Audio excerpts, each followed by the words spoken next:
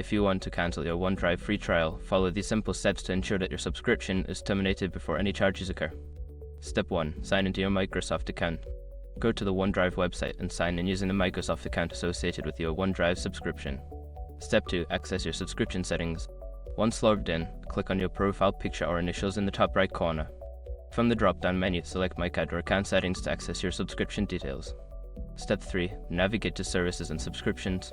In the Account Settings, look for the Services and Subscriptions tab. Click on it to view all your active subscriptions, including the OneDrive free trial. Step 4. Cancel the free trial. Locate the OneDrive free trial in the list of subscriptions. Click on the Manage or Cancel option next to it. Follow the prompts to confirm the cancellation of your trial. Step 5. Check for confirmation. After cancelling, you should receive a confirmation email from Microsoft. Make sure to check your inbox to ensure that the cancellation has been processed successfully. By following these steps, you can easily cancel your OneDrive free trial and avoid any unwanted charges. If you have any further questions or need assistance, feel free to reach out to Microsoft support.